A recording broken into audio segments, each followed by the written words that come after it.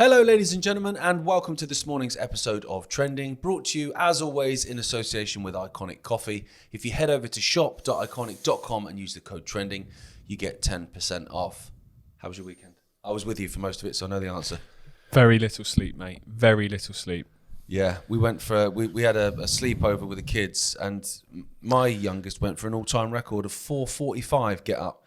Yeah, and your oldest and my oldest appeared when I was asleep on the sofa at about 5 a.m. Woke me up. So yeah. You still didn't appear till 7, so I'm not sure you're telling the truth about how early you got up. But anyway. Right, we're going to start with a story from North London, which has been making the headlines over the weekend and the back end of last week. We've spoken a lot on this show about the creation of an environment where one catalysing event just causes a kick-off and chaos constantly, and Southport showed that and what followed, and we're just seeing that more and more now, aren't we? And this is another example of that. So Epping in North London, protests are the latest flashpoint of the frustration within people, frustration that's absolutely manufactured. We've pointed that out for a good few months, if not years now. Between the protesters and those held inside the Bell Hotel in Epping, they're the clashes. Around 50 police officers in riot gear lined up. So again, this is going back to the story that we've been talking about for a while, which is that there is undocumented male migrants coming across the channel, being put up in hotels at the taxpayers' expense. Not everyone, obviously, but there's a lot of evidence to show that a fair few are getting up to no good, particularly when it comes to exploiting young girls. The legal system doesn't seem to deal with them in the same way, hence why the talk of a two-tier justice system. If you call out this, if you believe this is wrong, if you say you think this is unfair, you're called far right, you're called racist, you're called a bigot. For whatever reason you might think it's unfair, whether you think taxpayer money going there while people are going hungry in the UK who have been paying tax their whole lives, or whether you believe it's a safety issue of having undocumented men opposite schools, opposite playgrounds and so on, or whether you believe that the towns and environments and communities are being changed because of this. Whatever your belief is or reason, or whether it's all three, for not liking this and for wanting to call it out and wanting to have a conversation about it, it doesn't really matter. They're ignoring all of them, and they're doing that on purpose to try and create an environment where people just take it into their own hands, which is what we're seeing. So this is the fourth protest in just 9 days at this particular hotel. Around 500 people gathered outside yesterday outside this hotel, which is believed to be housing asylum seekers. Now, it always says that. It's not believed, it is housing them. There was no sign of the far right or the far right or left that had travelled to Essex town looking for trouble. What that means, that sentence doesn't really make any sense. Anyway, but the point is, this is interesting because this is a change in narrative. They're talking about here the fact that it was locals, it was families, it was multi-generations of kids and people like that that were leading this protest. It wasn't. They're not even claiming it was the far right. They're claiming it was genuinely, local people holding up signs like "Protect our kids" and things like that. Now that's an interesting one. I've not seen a story like this. Normally they're just painted as far right bigots and racist. Yeah. And the fact that they're not, I don't understand. Do you think it's because it's gone so far now, they're struggling to hold that narrative anymore? Yeah, you can only lie for so long. Yeah, true. And I think when the evidence, they ask you to ignore the evidence of your eyes and ears all the time. Of course they do, but sometimes it gets to a point where they just can't do that. And I remember using it as an example before during the COVID protests. It was handful of people, wasn't it? Yeah, and it was a far right rally, and they were hate mongers and bigots and COVID idiots and granny killers and all this kind of stuff. And it was tied to racists basically, which is mad. It's supposed to be a virus. We're discriminating against it, but whatever. And then when there was one particular protest in London, which I think they had about 15,000 at, so it was a hell of a lot bigger. Suddenly they had this news cover where they were talking about conspiracy theorists and the far right. And I'll never forget it because in the photo I could see 2 hijabs, right? So and I would joke about it because it's the worst far right rally I've ever seen. Yeah, absolutely. And at that point, they had to shift the narrative and it became about anti-vaxxers rather than far right. So there probably is an element of that they've lied themselves to such a point they go, yeah, the plebs aren't buying it anymore. Was that the protest where the fascism bloke was? The Oswald Mosley party? Oh, yeah. No, that was conveniently a different one, located at the back. Yeah, and spotted by Hope Not Hate, who just happened to be there. Oh, yeah, of course. But I agree. I think this has got to the point now where people are becoming so frustrated, so angry, they're chucking us some breadcrumbs. They're chucking some breadcrumbs to try and appease a little bit, because when you're at a point, I think, where you're kind of in that fight or flight state, where you think the only way to kind of get heard is to kick off, is to shout. If you're then all of a sudden given a little bit of a few breadcrumbs chucked. No, we are listening. We do get it. You just relax a little bit. You just, like you say, a pressure valve. You just release it slightly, and people will be looking at this story this morning, reading that, going, okay, maybe we're going to get somewhere here, and then tomorrow it'll be back to normal, and that pressure valve gets closed, and the anger starts all over again. We've spoken about that psychological trick quite a lot as well, where they give you occasional wins, occasional freedom. It's a torture technique, isn't it? Like, it's occasional releases of pressure where you relax slightly, and then all of a sudden you're back into the fire again, which we've seen countless times over the last few years. So this story I would expect to see a lot more of across the country, because you continue to ignore people. Eventually people are going to take matters into their own hands, which is what we're seeing, and it's what they want. It's exactly what they want. Yeah. They don't want the peaceful protest. No. They don't want that. They want, we've spoken about it several times, they want you sat at home watching Bargain Hunt, not doing anything, and they want you out on the street throwing a rock at a copper. Because both of those things are wins for them. Yeah. I looked at this and I thought, right, you make people angry, and it's a righteous anger. You've got kids being abused, for Christ's sake. It's a righteous anger. You poke them with a stick. You make them feel helpless. You make them feel like no one's listening. You make them feel like the police aren't going to do anything about it. Therefore, they're going to have to do something about it themselves. You then throw in the agent provocateurs, of which there were many, and they were caught on film being what looked like, I've got to say, it looked like they were being bussed in and out by the police. Yeah, it did, yeah. To kick it off. And then once that powder keg goes, you come in with the solution, which is always less freedoms, more cracking down on dissent and what have you. And when I looked at this, it made me think, I don't know if you remember this, obviously Dad was big into Bill Hicks when we were kids, but there's a Bill Hicks sketch, the American comedian Bill Hicks, where he's talking about a movie called Shane, which I think is an American, like a cowboy film, basically. I've not seen it. But basically he's alluding to the fact that in this scene, you've got like this local guy, and there's the cowboy, basically, the nasty guy, basically chucks a gun at his foot and says, pick up the gun. And he's going, no, I don't want to pick up the gun. He's like, pick up the gun. I don't want to pick up the gun. And then in the end, he picks it up. And when he picks him up, he shoots him and turns around and says, look, everyone, he had a gun. And that's basically what's happening, I think, in my mind. And the other thing, which will lead into the next story, is you've used that term a lot. It's used in there a lot. And I'm hearing it all the time. And I've used it in terms of these migrants coming to the country. It's undocumented. Yeah, they're undocumented. And what are you saying with that is, well, it might be different if they were documented then. Yeah. And that leads us into our next story, Jay. So this is actually from the government website. This isn't actually a news story. This is a government website. New inquiry, harnessing the potential of new forms of digital ID. You'll be shocked to hear. Digital ID could take many forms. It can include government-issued digital documents such as passports, driving license, or national insurance numbers. Digital ID could also include biometrics. Exactly what it wants to include. Here we go, such as fingerprints or facial recognition, which is being introduced all over at the moment, ladies and gentlemen, all over the United Kingdom. Croydon, I think, was the first one, and others have followed suit very, very quickly. The government has announced plans for your safety, by the way, ladies and gentlemen. The government has announced plans for a digital gov.uk wallet that would allow people to access digital versions of government documents, including a new digital driver's license, which could be possible to use for age verification in pubs and blah, blah.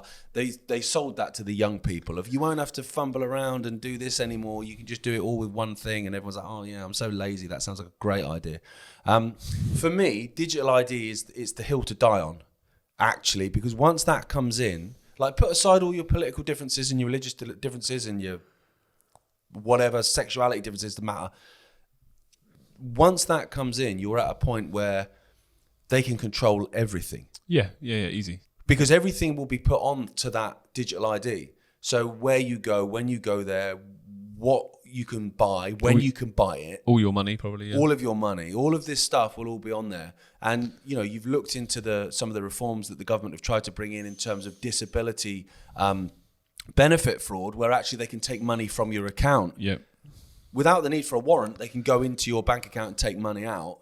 That won't just be for people, of course, that are, you know, scrounging off the state. That will, because otherwise the royals would all be out of pocket. That will be for people that are dissidents of the state as well. Everyone, yeah. And when I look at it, I'm thinking there's no mistake that this whole digital ID thing is coming back. Because bearing in mind, this was Tony Blair in 1997 that was hella going for this. Yep. And he's still massively involved in it now with the Tony Blair Institute. But he was pushing for it. Now, Tony Blair is also the guy that opened the freaking borders. He opened the borders, large scale, in the United Kingdom, he was also massively instrumental in the destruction of the Middle East, which of course, you know, the Tories then followed by destroying Libya and Syria and all that stuff with their mercenaries, which led to this influx of people to come in. So then they can go, oh, why don't we have a digital ID? Well, the digital ID you wanted in the first place before you created the problem that you're now using as an excuse to bring it in. Yep. And I also don't think, Jay, that it's a mistake that they're coming back with it now at a point where there's so much other stuff going on. Yeah. They're going to try and sneak it in around the back door. Yeah, because they've got people distracted. Like people, this was the thing about the COVID time, is actually during that COVID time, yeah, they were chucking 5G masks up left, right and centre because that's essential work and all that stuff. But at the same time, we had one focus, which was the tyranny. So your mask mandates, your jab mandates, the firing of NHS workers and all that kind of stuff. So everyone was focused. It's like, right, this is the battle we have to fight, and we fought it. And I think, you know, call it a score draw maybe. Score draw, I think, yeah. But at the moment, it's like, well, what are you battling? You've got the cost of living, which is just absolutely insane. Your energy prices, your food prices, all this kind of stuff. You've got your net zero madness, which is obviously playing a huge role into that. You've got Ukraine and all that stuff going on. You've got the stuff going on in the Middle East. You've also got a public health crisis, really, in the sense of most people are ill. Many people are ill and therefore are knackered or, you know, mentally, you know, in a state where they feel depressed and so on. Yeah. All these things. Well, you're not in a position where you want to fight back if you feel like any of those things, are you? No. It's a perfect time to introduce it. Oh, yeah. It's just future shock, isn't it, as well? And I will say as well, just one final thing, so we move on, and obviously I want your opinion on it, Jay, sorry, mate, but just one thing, because I think this is going to be something that we're going to see in the next little while.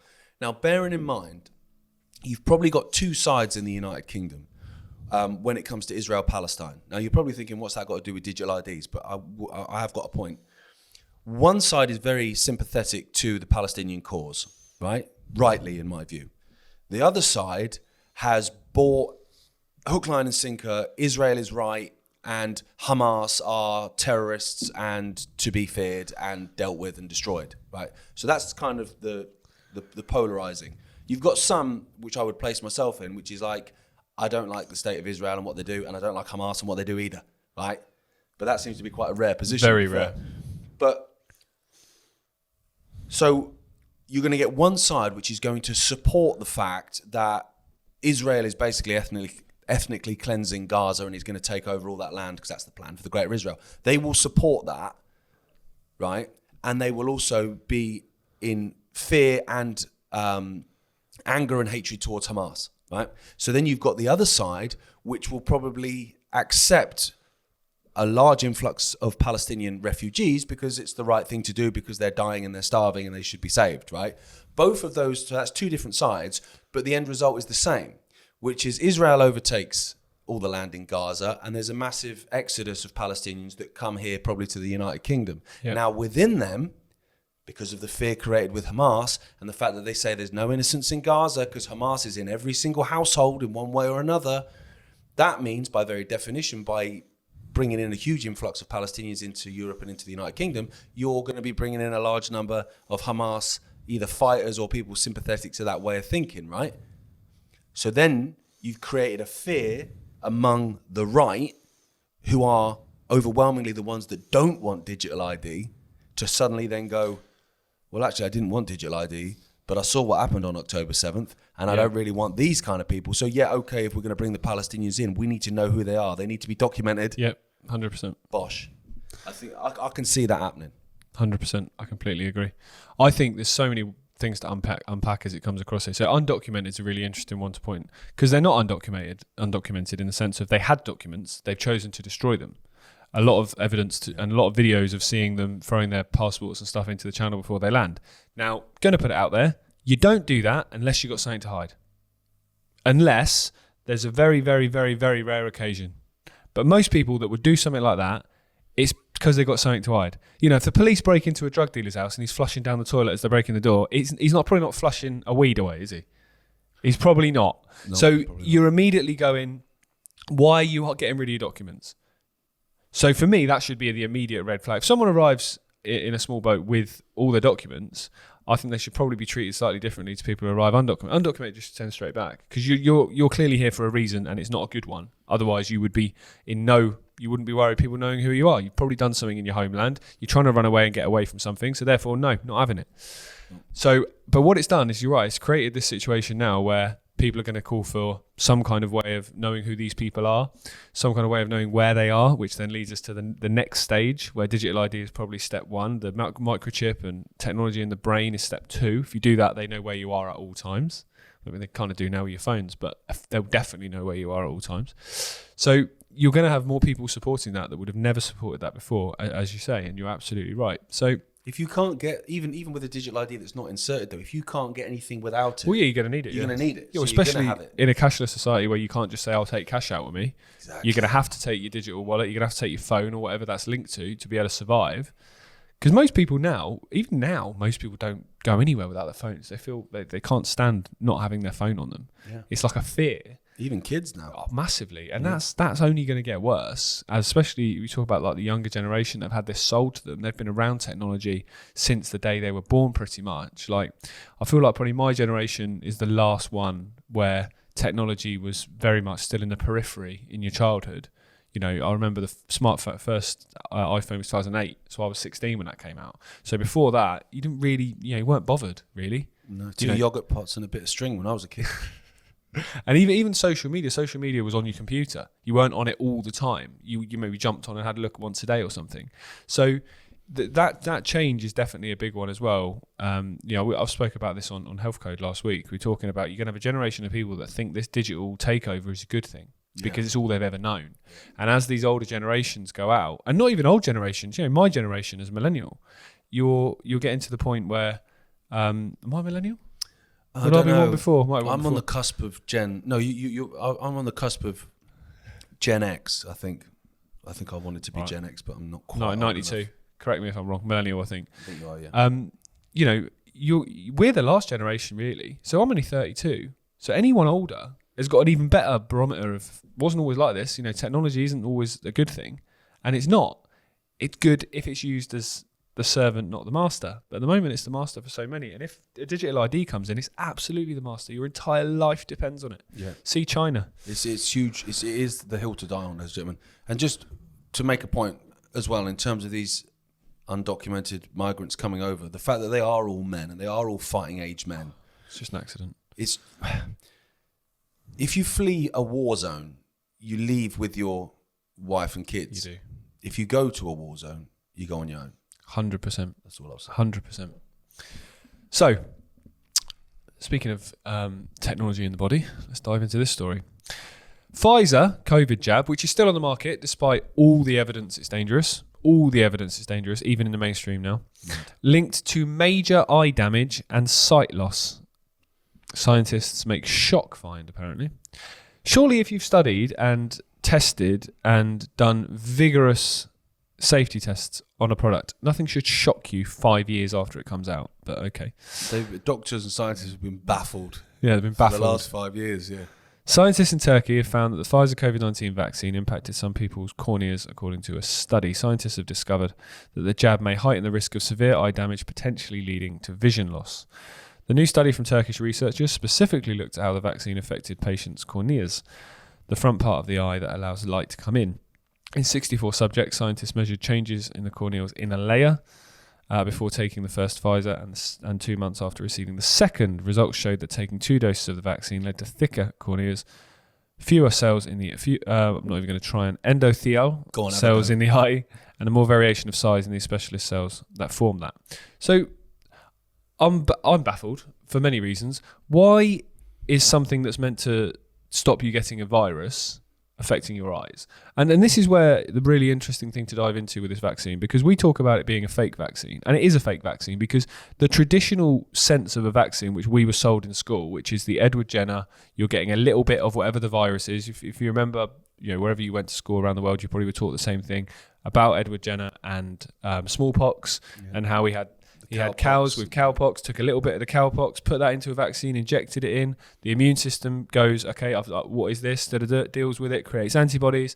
And then when it gets exposed to the actual virus in the wild, it goes, hang on, I've seen this before, know how to deal with that, off you go. That's the concept of of a vaccine. Obviously, there's tons and tons and tons of problems with vaccines because, well, if you're watching this show, you probably know about that already. But doesn't do that. This isn't a vaccine by any traditional sense of the word vaccine. So much so that the definition of it, they actually had to change to allow this to go onto the market. And the reason they did that is because it was something to do with safety testing. Because if it went on as a different type of pharmaceutical product, it would have had to have more vigorous safety testing and a different type of certification that wouldn't have allowed them to get it on the market so quickly. So instead, they changed the definition to put it under a different umbrella, vaccine, so it doesn't have to do that. It's so sinister what they've done. So sinister. And the fact that we're sat here 4 and a bit years since the major rollout came out, and they're still finding new dangers, new side effects, and new ways to destroy people's lives.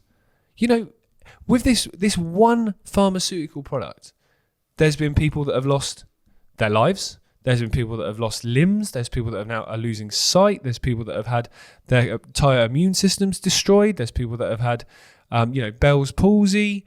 There's people that have had heart defects. There's how many different types and ranges of side effects do you want to have from one particular product that you were gaslit, bullied, and abused into taking? You know, if this wasn't 24/7 media coverage as it was, if there wasn't the gaslighting and all of the abuse and all of the public pressure, if there wasn't vaccine centres on every bloody street corner, was what it felt like, how many people would have actually just gone, yeah, I'll go and get it? None, really. A few idiots that believe anything they read on the BBC. It was the pressure and the gaslighting and the abuse that made people go and get it. It's the right thing to do. You're a bad citizen if you don't. Kind of like they're doing with the stories that we spoke about already. You know, if you don't support all these migrants coming in, you must be a racist. If you don't support the digital ID to protect British citizens, you must be an anti-patriot or whatever. It's absolutely mad, and it really angers me because, you know, kind of on point, as you guys will remember if you watch Iconic regularly, me and Gaz did a cycle on behalf of the vaccine injured a few months ago in March, and we've just been sending money across to a few people this morning from the fundraising, which we'll share with you all once that's done. And you just read some of the stories of people's, and you're just like, it makes you so angry. It makes you so angry at what's been done to people. And you're still seeing stories now, you know, 20th of July, 2025. And when did it come out? What, April 21? And you're still seeing it now. That's why they had to get it out so quick, because they needed to get it into people while the pandemonium and panic and all that sort of stuff was still going on. If they'd have waited for, you know, the authorization and the actual testing and stuff to have been done, well, one, it would have shown the damages, but it did anyway. The minimal testing they did showed that, and you can look at the Pfizer documents that they tried to keep hidden for 75 years. But they had to get it into people, because if they'd have waited, another 2 years had gone by, it's fine, mate. People wouldn't have bothered doing it.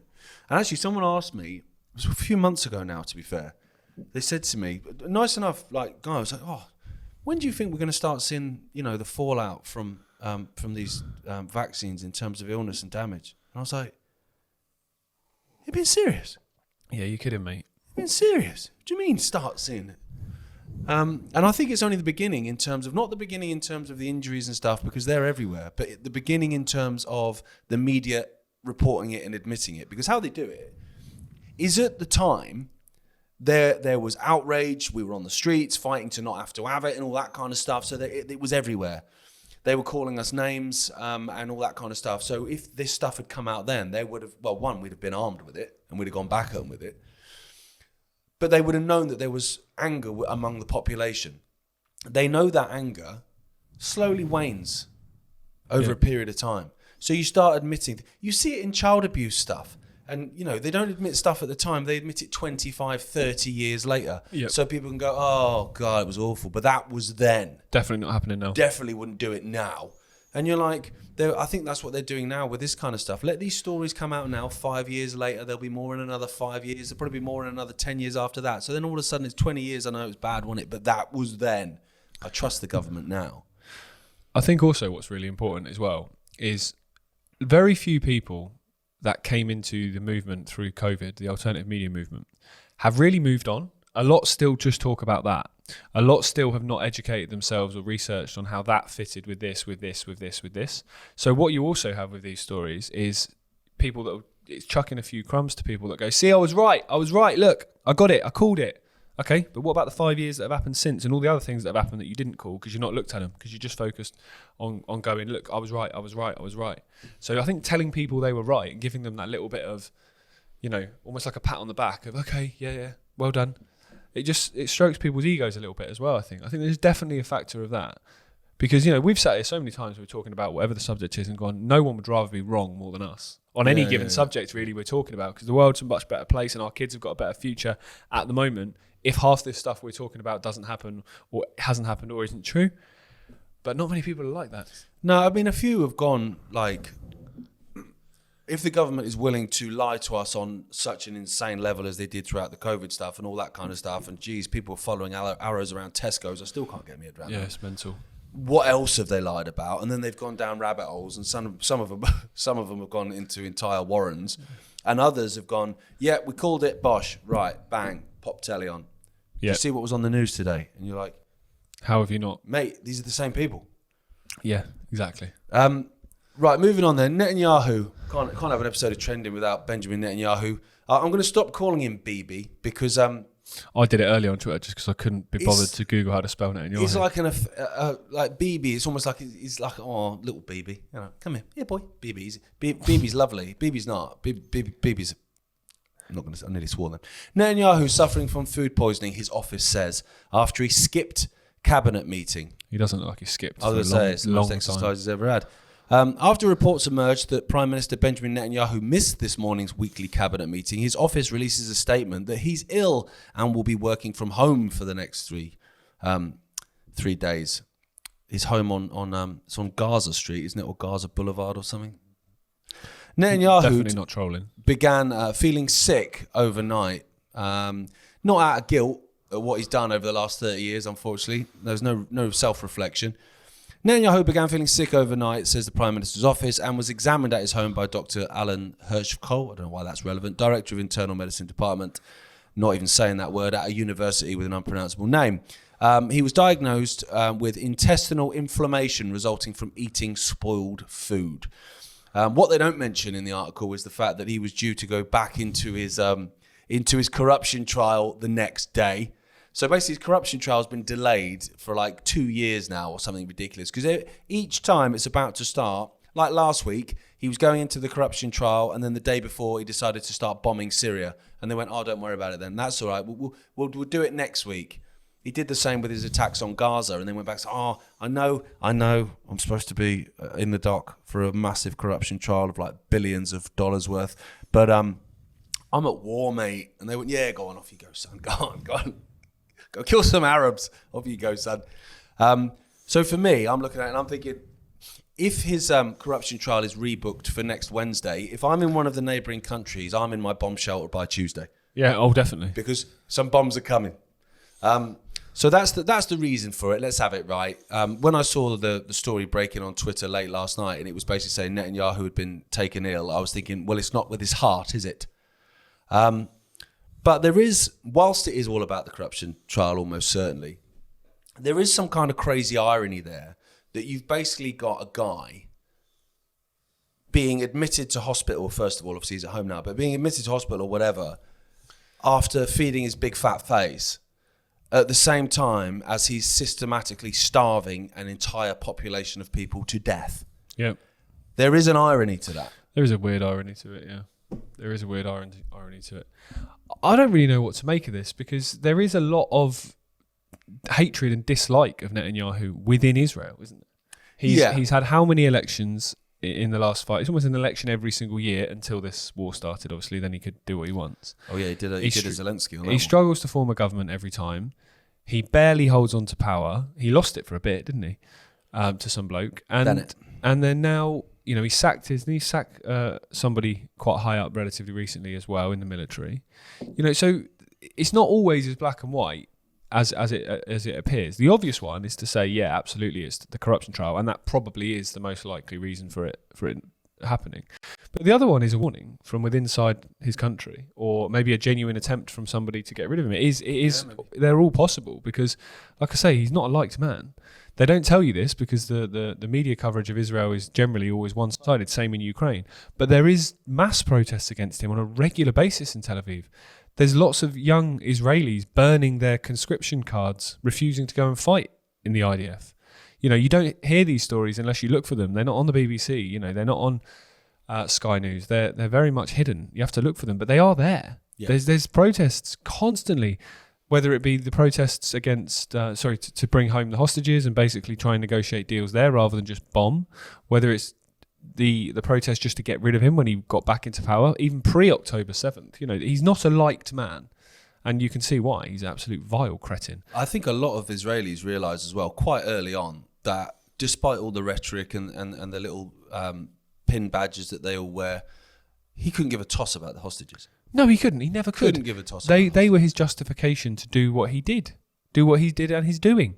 And also, if any Israelis have any self-respect that have looked into October 7th with any degree of interest, then you'll know that was allowed to happen. Your government allowed it to happen. They did, of course they did. So as a result, Hamas might have carried that out and might be the, I think a lot of what they supposedly did was massively exaggerated. However, they might have carried it out, but it was allowed to happen. It was allowed to happen. You know, if you open the door to somebody and they walk in with a gun and shoot people, well, the person that opened the door to them is quite just as responsible for the person who walked in the door with the gun.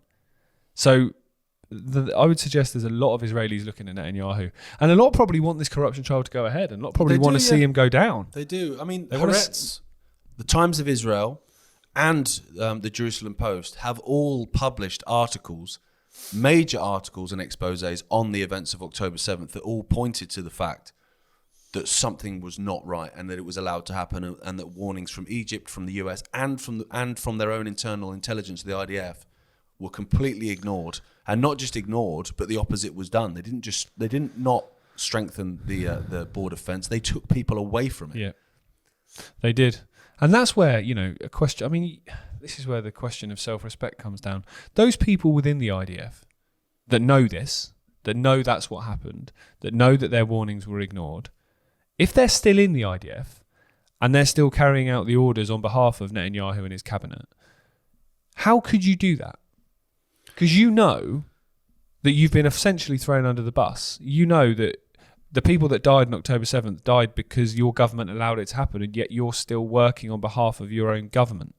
I've never understood that psychology of military. No, there's a lot of mental gymnastics involved in most militaries, to be fair. Even when you look at your own military going into places like Afghanistan and Iraq and Syria and Libya and all these places, and basically what you left behind, and how you can't then create that, that meme of, are we the baddies? Well, yeah, exactly. And that's not to be, because people come at you all the time when you talk about that, like not being patriotic and hating your own country. I love my country. I love England. I like Britain too. I like Scotland and Wales and Northern Ireland, whatever. But for me, I'm an Englishman, and I see us as separate countries with our own different kind of ways of seeing the world and different cultures and whatever.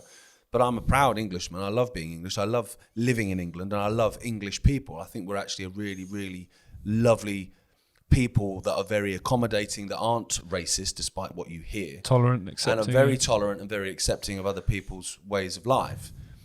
But I despise my government. Yep. And all the previous governments before it. And I despise my country's foreign policy. And that can go back all the way to Churchill starving Indians in Bengal. Like, do you know what I mean? So that doesn't make me unpatriotic. In fact, quite the opposite. Well, yeah, because if you listed all the things you love about this country and all the things that a real patriot would love about this country, the values that you have, all the things that you enjoy, the culture that you're a part of, no one in that front bench, back bench, basically none of those 650 MPs in Westminster embody any of them. Exactly. So why would you want that? If you've got a military, as we're saying, the mental gymnastics, your military's job is to protect the citizens of the country that they are the military for. It's not to be thousands of miles away on the other side of the world, killing and starving people on behalf of a foreign policy of a government that are also completely destroying the lives of probably your own families back home. It's absolutely insane. Yeah. Absolutely insane. But Just to finish, this is good news for everyone. The inheritance tax laws that we've been talking about recently, good news is there's not going to have to worry about that because Rachel Reeves is coming after pensions. So there won't be any inheritance to pass on to your kids, guys. So Rachel Reeves is considering a tax raid on pensioners after the winter fuel turn. This is literally just breaking, so we won't dive into that too much. Mate, you've worked your whole life and they could steal your money. Woohoo! Exactly.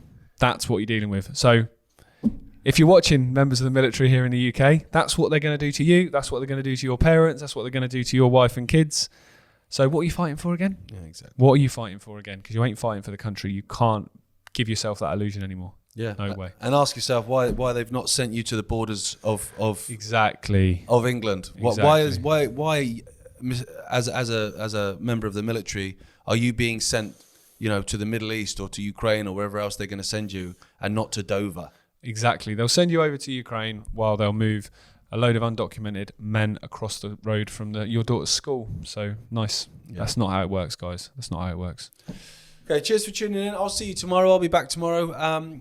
As always, Trending's brought to you in association with Iconic Coffee. If you head over to shop.iconic.com, use the code TRENDING, you get how much you get off, Jay? You get 10% off, mate. Incredible. You get 10% off. And we'll see you then. We'll see you then. Bye.